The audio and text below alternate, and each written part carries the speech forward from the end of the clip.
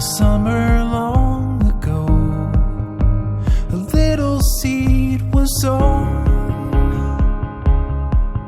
by a farmer with no shade. The hourglass of time, he watched it slowly climb, while he began to fade, and we never see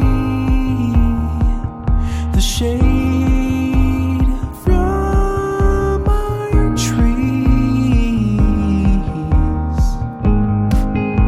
I sat beneath the tree, a canopy of leaves to block the summer sun.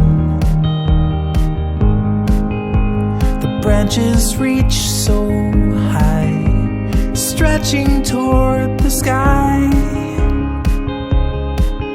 I leaned against the trunk, and we